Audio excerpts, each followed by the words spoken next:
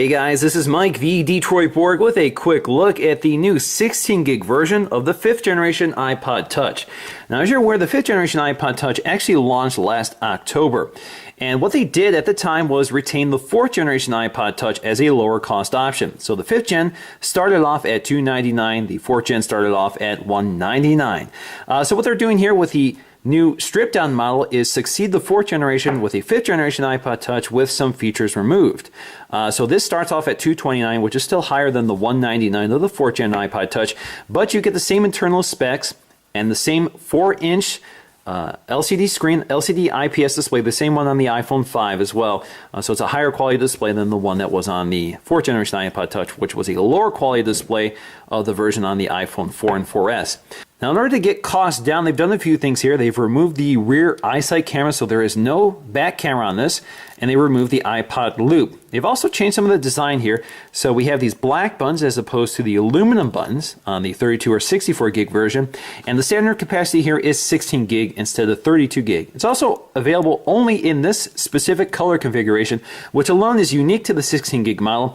So you get a black screen with the silver back panel. Now, if you got the silver or aluminum, raw aluminum version of the 32 or 64 gig, you actually get a white panel. All right, so let's go ahead and crack this open. I'm just going to peel off the plastic along the side.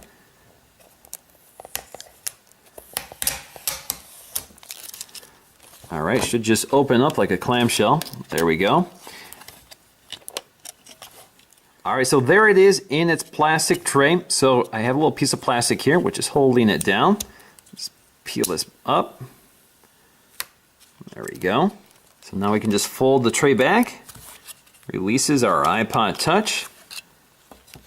Alright, so there is our 16 gig iPod Touch 5th generation. The first thing I noticed right away is this black Apple logo and iPod logo on the back. So you can see it's kind of printed on the surface of the aluminum as opposed to the polished Apple logo and iPod branding on the back of the 32 and 64 gig version.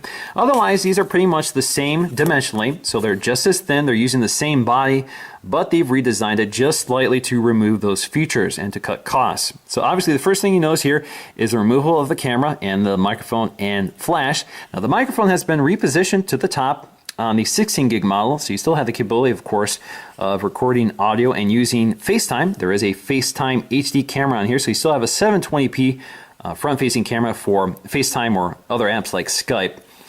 You still have that black window for radio transparency for Wi-Fi and Bluetooth. Now, along the side, you see we have those black plastic buttons as opposed to the aluminum buttons on the 32 or 64 gig version. And along the bottom, you can see that we have those color-keyed inserts for the lightning port as well as the headphone jack. So they're color-keyed to the screen color. And you can see we have our cutouts for the speaker. And as well, we have our loop on the, or iPod loop on the 32 and 64 gig version, and that's been removed here. Now, if you also look at the top, again, the sleep wake button, again, is plastic as opposed to aluminum. Now, as you can see, the 16 gig model still retains the polished, mirrored chamfered edge of the higher end model, so you can see that hasn't been lost in the race to keep it cheaper. Now, inside the packaging, we'll also find our literature here. So we have hello, and we should have some Apple stickers in here somewhere. So there are the Apple stickers, iPod Touch info, and this is just some quick information of iOS 6, which is of course what this is launching with at the time of this video. Now we also have our lightning cable for charging and syncing our iPod Touch, and we have a set of earpods, which again do not contain the remote and microphone. That's pretty normal for iPods. They generally do not ship with earpods that contain the remote and microphone. You have to get an iPhone, or you can buy those separately. All right, so let's go ahead and boot this up for the first time. I'm just going to tap and hold the sleep wake button. You get the Apple logo, and while that's booting up, let me just point out that I think it's kind of nice that we have this aluminum finish around the black screen, because most Apple devices right now, if you get a black screen, you get a black or slate colored aluminum bezel. So having this shiny aluminum around the black screen actually looks kind of sharp. It's kind of a nice design. I actually like to see this in other Apple products. So let's go ahead and start this up. Pretty straightforward. We're pretty familiar with the setup for iOS 6. Alright, so we're all set up and ready to use our iPod Touch 5th generation, and if you see my review of the iPod Touch 5th generation, it's pretty much the same thing.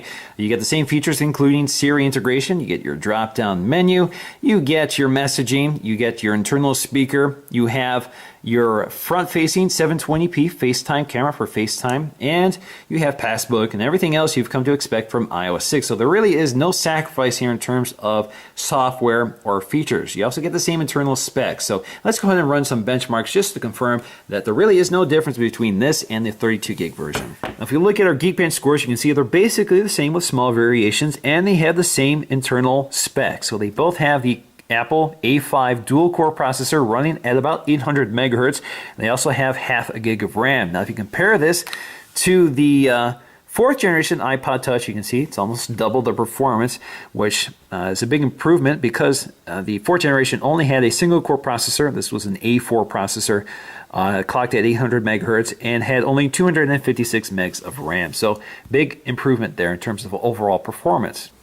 Now we still have a dedicated camera app, which of course only works with the front-facing camera, so you can record video or you can snap a few stills. Again, this video camera is capable of recording video at 720p. It's the exact same camera on all the other iOS devices capable of recording video at 720p.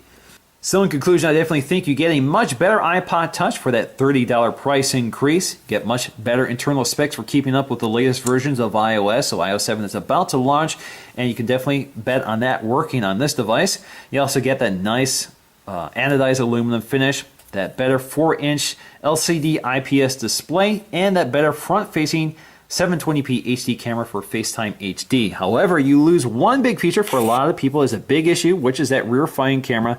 Of course, this was only a sub 1 megapixel camera, so not a great camera to begin with, but it's nice to have a camera available on your iOS device because a lot of apps can take advantage of it, and a lot of social networking apps can take advantage of it. And I think it's particularly useful on the iPod Touch because a lot of people buy these because they can't afford or don't have a smartphone. A lot of kids use this, so it's nice to have a camera built into your iPod Touch at all times. And now if you want a camera on your iPod Touch, you have to spend $100 more. So for a lot of people, that's kind of a controversial point with this new product. So $70 is a pretty big savings here. So although you give up the camera, you do retain all the hardware that make this a great device. And certainly you can run iOS 7 and all the great features of iOS 7 still work on this device. You just lose the camera, and you have the standard 16 gig capacity. Now in terms of capacity, I think 16 gig is enough, especially if you don't have a camera built in, taking a lot of photos and video to fill up the camera or fill up the space.